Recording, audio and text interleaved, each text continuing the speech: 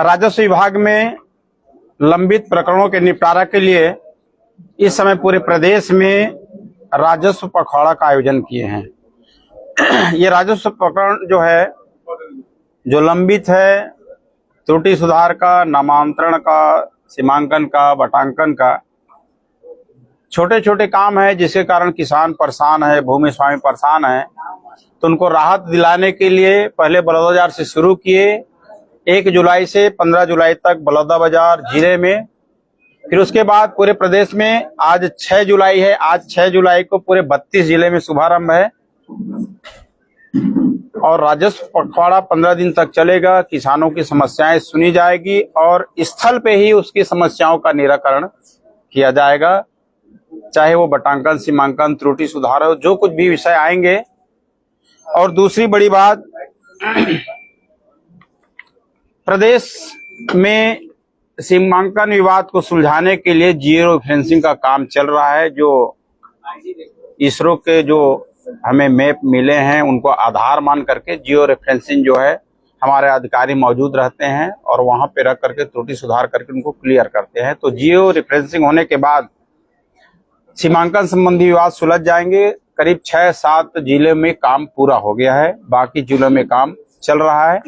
और हमारा जो भूइयां सॉफ्टवेयर है और भू नक्शा का सर्वर, इसमें कभी कभी बोलते हैं कि सर्वर डाउन हो गया, प्रॉब्लम आ रहा है, दिख नहीं रहा है, तो इसमें सॉफ्टवेयर में संशोधन किया जा रहा है और इनके क्लाउड के स्पेस को बढ़ाया जा रहा है ताकि इसमें भी कोई दिक्कत मत हो।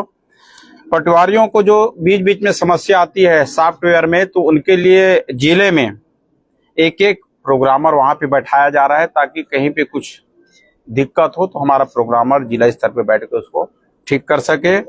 और सबसे बड़ी बात कि अभी वर्षा को देखते हुए हमारे राजस्व आपदा प्रबंधन विभाग की तरफ से पूरे जिले को 143 करोड़ 54 लाख रुपये भेजे गए हैं, जिसमें बाढ़ से प्रभावित मकान क्षति का मुआवजा, आकाशीय बिजली गिरने से हानि, पशु हानि, डूबने से मृत्यु, राहत शिविर, अग्नि दुर्घटना, इन सब में ये राशि का उपयोग किया जाएगा।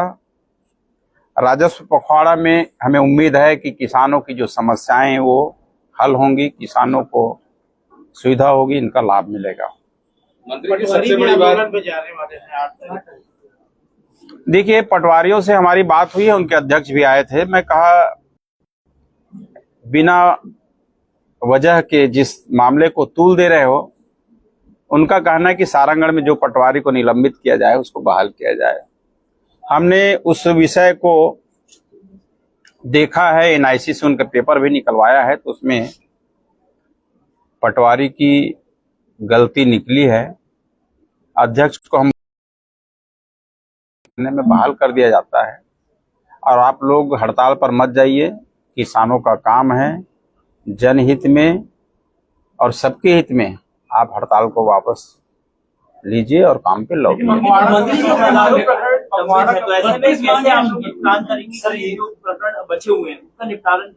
नहीं, हड़ताल पे नहीं जाएंगे, वो मौजूद रहेंगे। जितने जगह शिविर लग रहे हैं वहां पे पूरे अधिकारी कर्मचारी मौजूद रहेंगे। पखवाड़ा कब से कब तक चलेगा और प्रति माह लगेगा कि साल में एक बार ये पखवाड़ा लगाया जाए? ये जो है अभी आज से शुरू हो रहे हैं 32 जिले में, ये 15 दिन चलेगा और समय समय पर हम ये शिविर का आयोजन करते हैं। जैसे लोकसभा चुनाव से पहले हमने पूरे प्रदेश में राजस्व मंडल पे, तहसील स्तर पे और जिला स्तर पे हमने आयोजन किया था, उसका बहुत अच्छा रिजल्ट आया। उसी को देखते हुए हमने बरसात में अभी 15 दिन का आयोजन किए हैं कि किसानों को पहुंच करके वहां पे उनके स्थल में ही उनका निराकरण करें।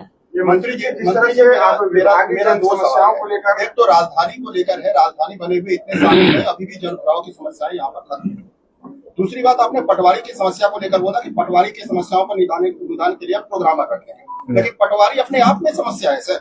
पटवारी सरकार के वक्त में सर कोई ना कोई ऐसा मुद्दा रहता है और आए दिन हम लोग देखते हैं सर कि किसी न किसी मुद्दे पर रिश्वत में मामले में सस्पेंशन और कार्रवाई होती है। तो पटवारी पर अंकुश लगाने में सरकार विफल रही है, चाहे किसी की भी सरकार रही, उन पर अंकुश लगाने के लिए क्या किया जाएगा? देखिए, सरकार विफल नहीं रही है और पटवारी जैसे कभी कभी आता है कि हमारा भूइयां सॉफ्टवेयर या भू नक्शा सर्वर में दिक्कत आ रही है, तो उसके लिए जिले में हम एक प्रोग्रामर बिठाए हैं और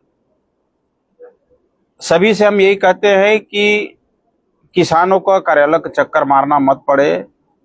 आप और हम जनता की सेवा के लिए बने हैं, जनता की सेवा करें, उनके काम को समय पे निपटाएं। इसीलिए छत्तीसगढ़ में विधानसभा में संशोधन विधेयक भी लाए हैं कि जितने भी अविवादित प्रकरण हैं जिसमें किसी प्रकार का विवाद नहीं है, उनका 3 महीने के अंदर निपटारा करें और जो विवादित है उसको 6 महीने के अंदर उसका निपटारा करें। लोक सेवा गारंटी अधिनियम भी लाया गया है, यदि समय सीमा में कोई काम नहीं करते हैं तो उसके ऊपर अनुशासनात्मक कार्रवाई की जाएगी। बात यह है कि राजस्व प्रकरण में पटवारी के द्वारा अनैतिक रूप से पैसे के लेन देन के मामले बहुत आते हैं। मुख्यमंत्री युवा सम्मान योजना आप लोग आने जा रहे हैं, किस तरह की योजना रहेगी और किन किन को सम्मान मिलेगा? देखिए, छत्तीसगढ़ में खेल प्रतिभा को प्रोत्साहित करने के लिए, आगे बढ़ाने के लिए खेल अलंकरण समारोह हमारे पूर्व मुख्यमंत्री डॉक्टर रमन सिंह जी के कार्यकाल से शुरुआत हुई थी और निर्बाध गति से चल रहा था। 2018 में सरकार बदलने के बाद ये अलंकरण समारोह बंद हो गया था। भारतीय जनता पार्टी की सरकार आने के बाद फिर से ये अलंकरण शुरू किए हैं। 2 वर्ष का अलंकरण समारोह उनको दिया जा चुका है और अच्छी बात यह है कि अभी 29 अगस्त को खेल दिवस के अवसर पर पुराने जो 2 साल के हैं 21, 22, 23 इनका भी अलंकरण समारोह हमारे 29 अगस्त को देंगे। खेल प्रतिभा आगे बढ़े, खेल को अच्छी सुविधाएं दे, ये हमारे भारतीय जनता पार्टी की और हमारे प्रदेश की मुखिया विष्णुदेव साय जी की सोच है। अलंकरण तो कर रहे सर आप लोग, पर कई खिलाड़ी हैं नौकरी का भी इंतजार कर रहे हैं, उनको कब तक मिलेगा? अभी हमारी बैठक होने वाली है। हमने सेक्रेटरी को बोला है कि पुराने जो टीम बनी थी, समिति बना था, उसको भंग करके एक नया समिति हमारे बनाए। जब समिति की पहली बैठक होगी तो ये विषय आएगा कि पूर्ववर्ती हमारे डॉक्टर रमन सिंह की सरकार में जो 2% आरक्षण था शासकीय सेवा में, उसके विषय में विचार करेंगे और जो टीम जो निर्णय लेगा फिर उसमें आगे काम करेंगे। राजस्व के मामले में सबसे बड़ी बात यह है कि अवैध प्लाटिंग पहली बात और दूसरा शासकीय भूमि में अतिक्रमण। आपकी सरकार जब नहीं थी आप लोगों ने काफी मुद्दा उठाया था भारतीय जनता पार्टी, इस पे क्या कार्रवाई हो रही है? देखिए, पिछली गवर्नमेंट जो थी कांग्रेस सरकार की, उसके राज में बहुत फले फूले हैं, बहुत इसका विस्तार हुआ है अवैध प्लाटिंग का, खरीदी बिक्री का। हमारी सरकार आने के बाद हमने सख्त निर्देश दिया है कि अवैध प्लाटिंग भू माफिया पर शिकंजा कसा जाए। जहां जहां अवैध प्लाटिंग हो रही है वहां के रोड को ब्लॉक करवा रहे हैं, वहां पे नोटिस बोर्ड चिपका रहे हैं कि ये कॉलोनी अवैध है, ये प्लाटिंग अवैध है, इसकी खरीदी न करें और साथ ही इसकी रजिस्ट्री और नामांतरण पर भी रोक लगाए हैं। सभी जिलों में जिला कलेक्टर को निर्देश दिए हैं। सर, बाढ़ से निपटने के लिए क्या कुछ तैयारी है? बाढ़ से निपटने के लिए हमारी पूरी तैयारी है। जहां जहां पे नदी गुजरी है वहां पे विशेष रूप से हमने जिला का भी बैठक भी लिया है। 3-4 जिले हमारे हो गए हैं। कलेक्टर को विशेष रूप से निर्देश दिए हैं कि बाढ़ से, आपदा से निपटने के लिए पूरा तैयारी किया जाए और इसके लिए मैं अभी बताया कि 143 करोड़ की राशि भी हमने जिला कलेक्टर को उपलब्ध करा दिया है। राजधानी में जल भराव को लेकर क्या आप लोगों का मास्टर प्लान है? कई ऐसी बस्तियां भी हैं जहां पर कुछ ज्यादा ही जल भराव हो जाता है, कमर तक पानी लोगों के घर में घुस जाता है। उनके निकासी के लिए और जल भराव दूर कैसे हो, इसके बारे में हमारे नगर पालिक निगम के जो कमिश्नर हैं हमारे राजेश मूरत जी अभी दौरा कर रहे हैं, आप देख रहे हैं। दौरा करके लोगों को कैसे सुविधा दे, इन पे काम कर रहे हैं। सर, विचार होते हैं, कार्य लेकिन अमल नहीं हो पाता सर। अमल होगा, सब होगा। 5 साल की समस्याएं दूर होंगी। राशि में बढ़ोतरी की गई है क्या? खेल विभाग की तरफ प्रोत्साहन राशि, जो पुरस्कार राशि मिली है, उसमें बढ़ोतरी की गई है? देखिए, पूर्ववर्ती हमारे भाजपा सरकार में जो प्रोत्साहन राशि कितना दिया जाता था इसका मुझको आइडिया नहीं है, पर इस समय अभी जो पिछला हमने किया था उसमें 1.5 करोड़ रुपया प्रोत्साहन राशि बांटे थे और इस समय भी वही तैयारी है। नक्सल क्षेत्रों में किस तरह से प्रोत्साहन लगेगा? देखिए, नक्सल क्षेत्र में आप देख रहे हैं कि जब से हमारी भाजपा सरकार बनी है, नक्सलाइट का सफाया हो रहा है। वहाँ पे विकास के नए आयाम गढ़े जा रहे हैं और लोग नक्सलाइट जो है